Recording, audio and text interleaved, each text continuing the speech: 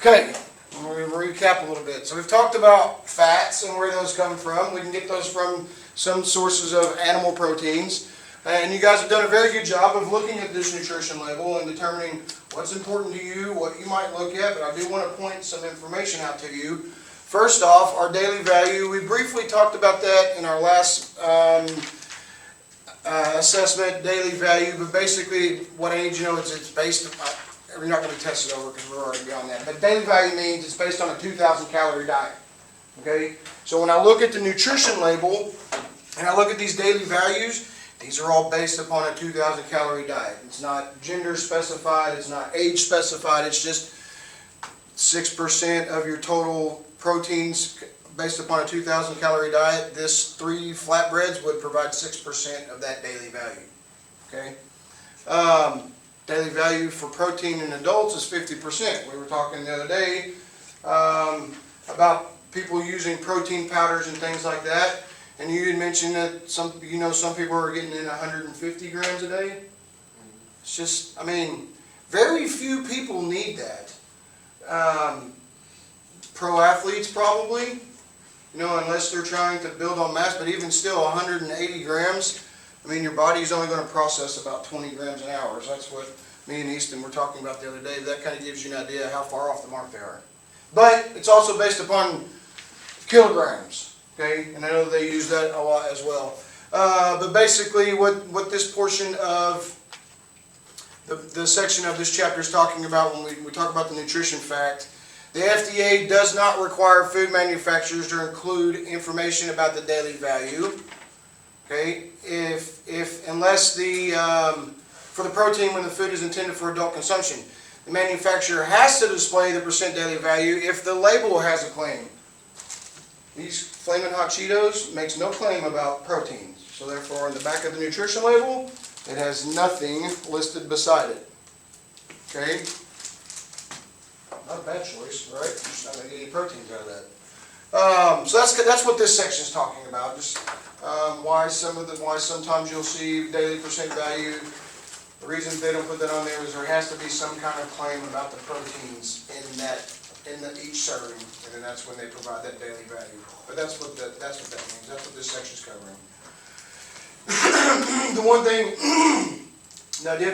there's a very small paragraph right here, but I think what's most important is this last sentence. The panel does not provide information about a product's protein quality. Okay, we're going to talk about quality here in just a second, but you can be the judge from the list of ingredients. Obviously, this is not a good source of protein, but the first ingredient is enriched cornmeal, and then niacin and thymine and all these other.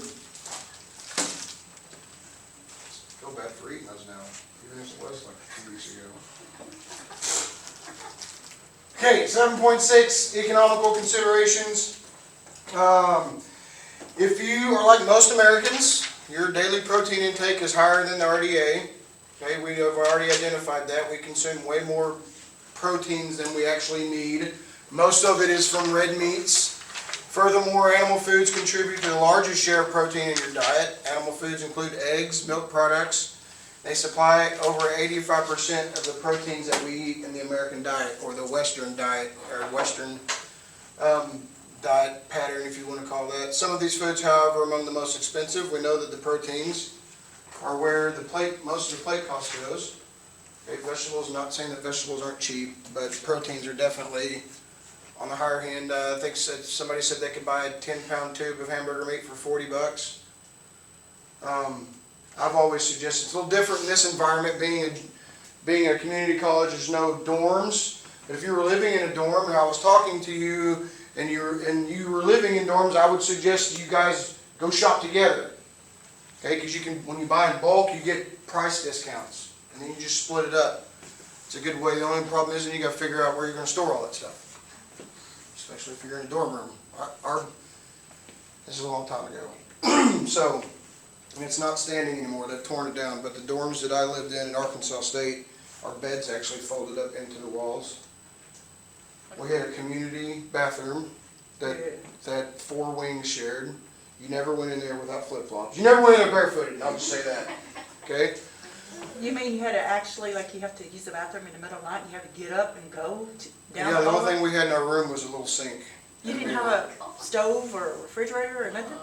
Girl, you ever been in a dorm room? No. And now the girls' dorms were way different. If you get a suite or something, but like a regular freshman dorm room looks exactly like what he's describing. Just like a bed?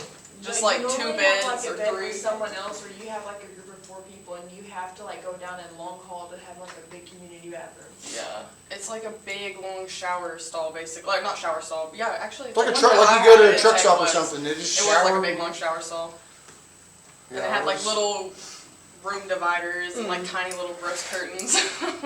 Oh, that was an experience. I'm pretty sure that's why But y'all had I'm immune to Murphy COVID. What? Y'all had Murphy beds, like the ones that fold up into the Yeah. thing. That's cool, honestly. I feel like that would be useful in a dorm. Yeah, but we hardly ever put them up. I mean, they were always down. I mean, but I I'm mean, just literally, I could probably fit 4 of our rooms in this room. They were, I mean, when the beds laid down, my roommate, of course, we went to high school together, so my roommate his feet were, well, I mean, pretty close.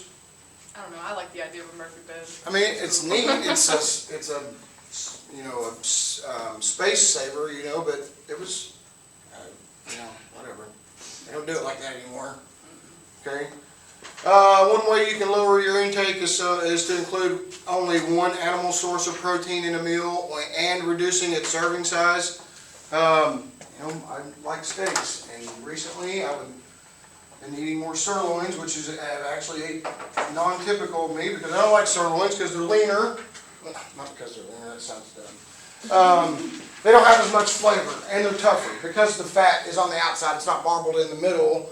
It's just a cut of steak that I'm not used to eating, but I've tried. An easy way to reduce your meat consumption is to replace meat with high quality proteins. You will need to know that, and you need to identify an example of that on the upcoming celebration. A high quality protein source. Eggs, milk, cheese, yogurt are animal sources of high quality protein that you can substitute for meat, fish, poultry items in your diet. Simply have a cheese sandwich instead of eating a submarine sandwich made with various luncheon meats and cheese. I mean, cheese sandwich. Why don't you just call it grilled cheese? Cheese. I think I've mentioned before that I've actually made grilled cheeses by rinsing the cottage cheese and putting that in quesadillas just to boost the protein content a little bit and add a little bit more of a, I mean, when it melts in a grilled cheese, you don't really taste the cottage cheese in there, but again, we're boosting the protein content.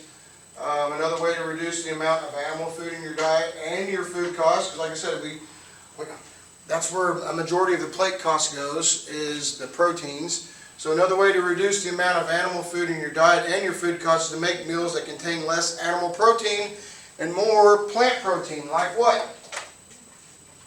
Name some non-animal protein sources.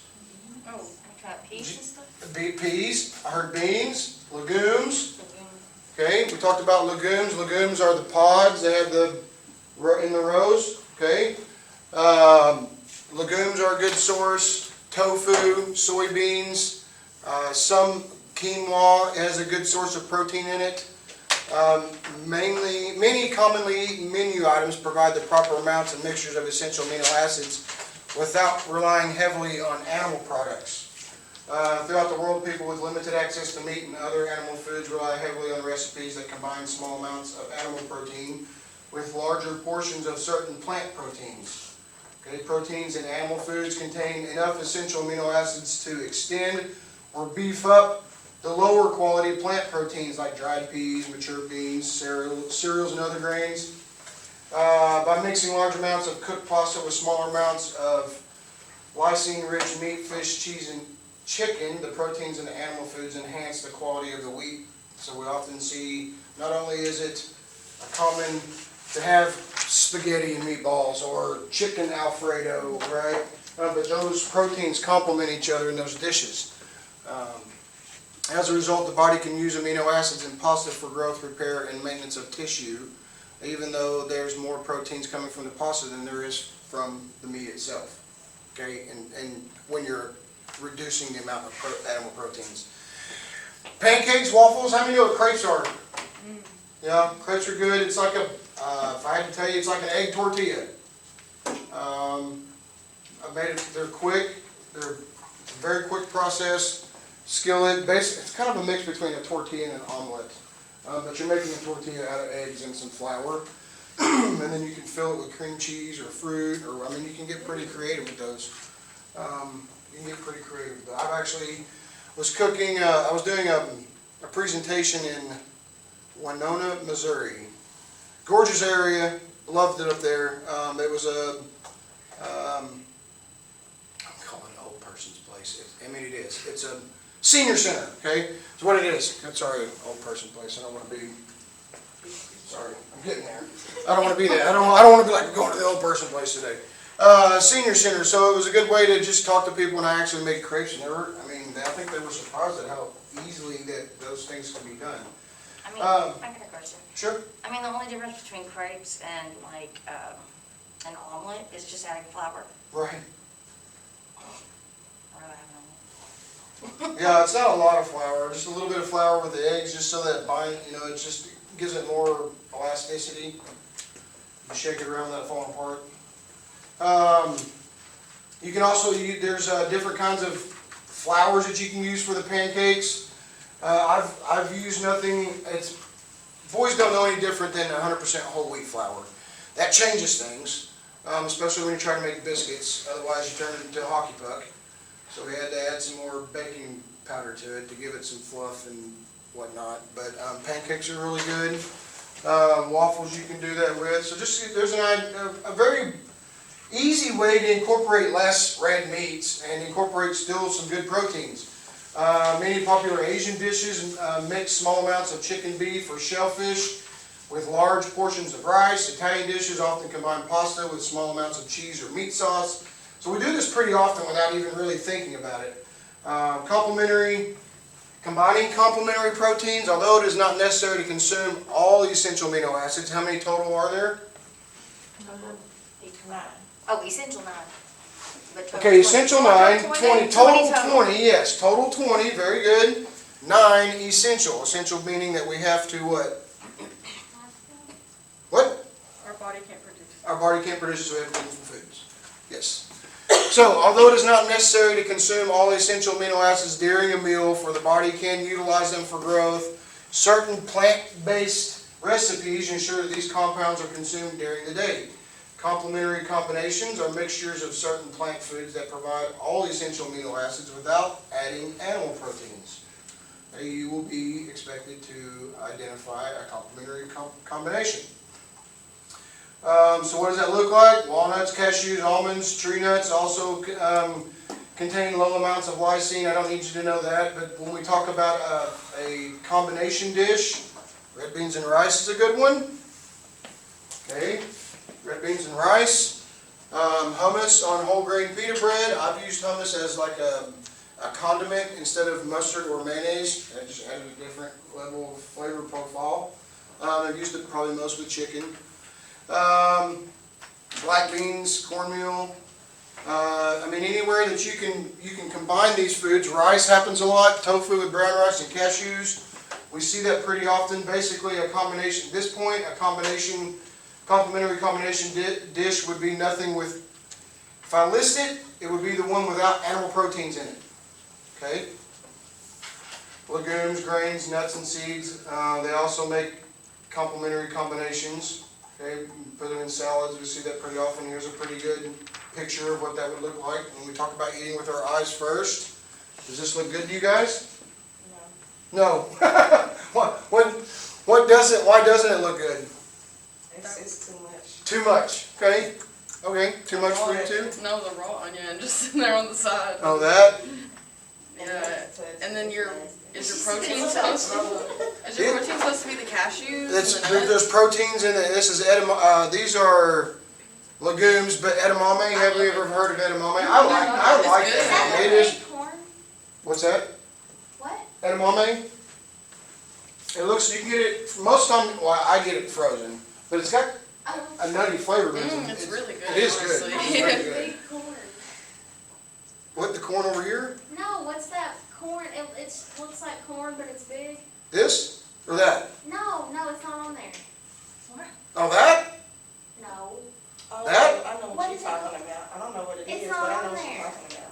It's, Oh, hominy? yes, I thought that's what you were talking about. Oh, yeah, no. How many of you eat hominy? You know what that is? No, what is a? I've had it before. Yeah, it's like a, Tastes like bugs.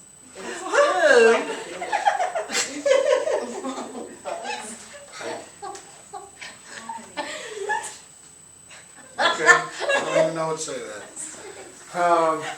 It's like if you could imagine what a corn kernel would look like, and then you bleached it and it swelled up from like water or something. Hominy? You guys have never seen that before? Yeah. No, I want to. Like bugs. I don't know if I can spell it. Hominy. Oh, here we go. Hominy, was it even close? See how that's what it looks like? You guys never eaten that? That's gross. Not much. I think it's What is it though? So Really? is it corn? It's, well, yes, it's a corn, it's part of the corn family. Yeah, yes, I mean, how else would I describe that? It's not a bean, it's not a pea, It's not a pea. so that's on me. But, you know, if you never, I mean, step outside your boundaries. Obviously, don't go purchase hominy if you don't think you're gonna like it, but get somebody else to, then you say you'll come over and try it with them. That's how you get around that. You go buy it, I'll just come over and help you eat it. Not every mixture of plants creates a complementary combination. Making a fruit salad by combining apples, grapes, and oranges will not provide a complementary mixture of essential amino acids. Fruits are nutritious foods, but they are generally poor sources of protein. Okay? Combining Boston and iceberg romaine varieties of lettuce with carrots and onions make a tasty salad, but simply mixing leafy greens and other vegetables do not make a complementary combination because the vegetables have small amounts of proteins. We're looking for all of these, well, aside from the onions and the oranges, but the rest of them are all proteins. That's oranges? Those are orange. Yeah, mandarin orange. Carrots. They look like Oh, maybe they are carrots. carrots. Maybe they are carrots. I thought they were mandarin oranges. They do look like carrots. That's why that plate looks weird. It's just a bunch of sides.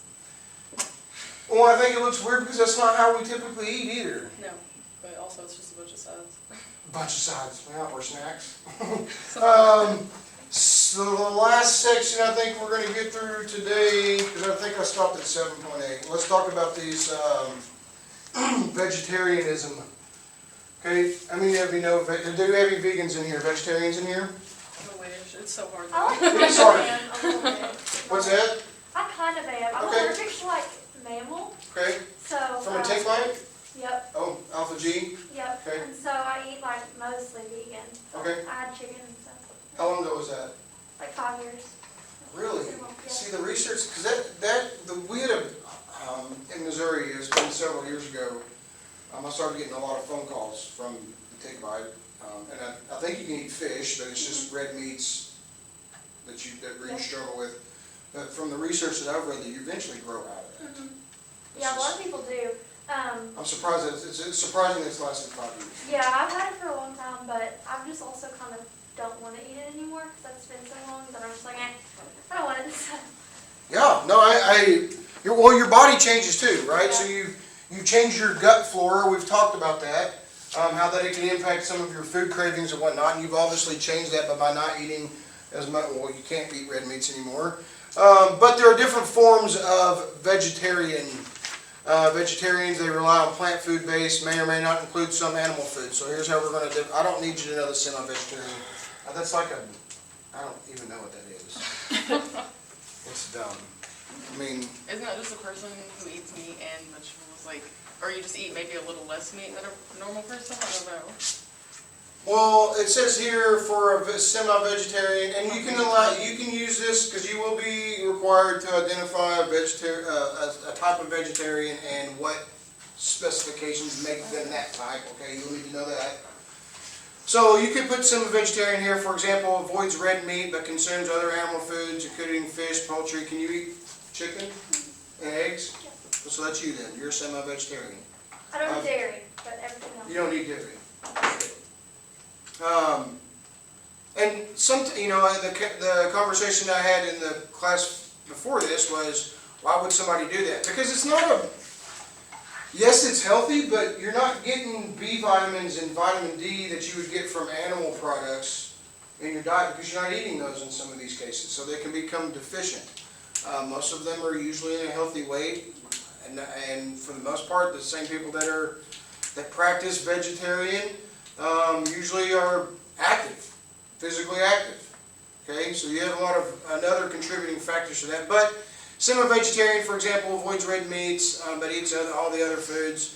Other vegetarians have more restrictive diets. A lacto-vegetarian, lacto coming from the milk sugars, okay? If you're lacto-vegetarian, you drink milk and eat milk products, but no animal flesh or eggs. Okay, if you are ovo-vegetarian, you eat eggs but no other animal foods or products at all. Isn't that like the pot calling the kettle black? Because egg is a chicken. Well, that's the only thing they eat, and ovo is an egg. Ovo is Latin for egg. So that's why I call them ovo-vegetarians. Ovo? Yeah, ovo. Lacto-ovo-vegetarian eats milk and eats milk products and eggs, but no other animal foods. Pescatarian, not to be confused with the religion Presbyterian. If you wrote that down as an example, and then you gave me the accurate, what that would be, I would probably give it to you. Probably because you're Presbyterian, not because I'm not giving it to you because you're Presbyterian. I'm giving it to you because I knew what you were trying to spell, okay? So pescatarian eats fish and shellfish but no other animal foods.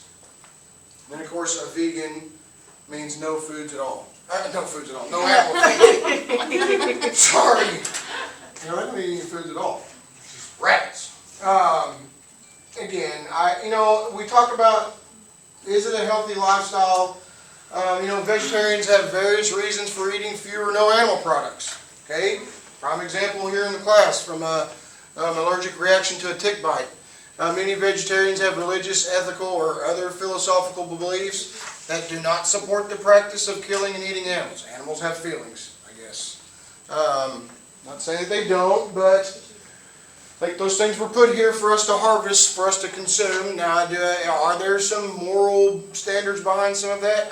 Yes, I think there are. There's some animals that I think are just meant to be pets, you know. Cow's not one of them. No. Yes. No. They are sweet though. They are sweet. They are very sweet. They're loving. They'll get so attached to him and just lay on you. Okay. But they will. They are sweet. Okay. No, I have no indifferent feelings about whether a cow is sweet or not. But I still All I know gonna is eat it tastes it. good when I eat it. That's all that matters to Still me. gonna eat it. Vegetarian is a matter of concern for the environment and economics. More methane gas if we eat more vegetable or more animal products. I think is like the newest thing that's going on. We should eat less animal products because it will reduce methane gas. Okay. Some vegetarians believe that humans are not physically able to digest food. That's not true. Okay, but you're entitled to believe what you want. Omnivores' intestinal tract is able to obtain nutrients from both plants and animals, and humans are omnivores. Okay, we eat both, unless you choose to be vegetarian. But I think that's how we've survived this long. Okay, we hunted buffalo when it was cold because we couldn't get any fruits and vegetables from the earth. Vegetarian diets are often lower in saturated fat and energy than the Western diet that contain animal foods, particularly red meat. Compared to people who eat meat, vegetarians tend to have lower risks of obesity, type 2, hypertension, and certain cancers. Okay, that might be motivation for some of you to practice some vegetarianism, right? Vegans tend to be leaner than non-vegans. It is difficult, however, to pinpoint if the diet is responsible for their health status because typically vegetarians often adopt healthy lifestyle practices, regular exercising, meditation apparently, avoiding tobacco products and excess alcohol. Okay, so there are some lifestyles to this. But poorly planned plant-based diets do not contain enough vitamins B and 12, minerals, iron and calcium, and omega-3. Where do we get omega-3 from? Walnuts and fish. Walnuts and salmon. We'll be careful about the fish thing, okay? Because catfish won't have it, but it's salmon. Salmon would be the best choice. But yes, so if you're not eating those, then they would obviously need to supplement them in one way or another. Okay. Vegetarians who do not consume fish may need to obtain DHA and EPA by eating algae. We've talked about that before. Go for it. I mean, I guess if you see a bunch of people gathering around a green pond with a spoon and a straw, you know what's going on. Don't call the cops. Nothing illegal going on. They're just trying to get some of that DHA and EPA from that algae.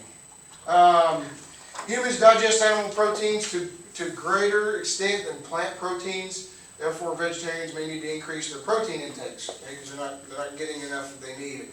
So here's the nutritional aspects. Advantages. Here's the advantages. I won't necessarily need you to know those, but just for good measure. Disadvantages. Vitamin D. Obviously, we can get sun from vitamin D, but if they're also low in calcium, then their body won't synthesize the sunlight into vitamin D because they're low in calcium, and we need calcium for our body to do that. Iron. That might be why they're tired all the time. We know if you're anemic, right, you get fatigue early because the hemoglobin, we talked about that, the hemoglobin carries oxygen throughout the body. When our body is low in iron or hemoglobin, we get tired easy.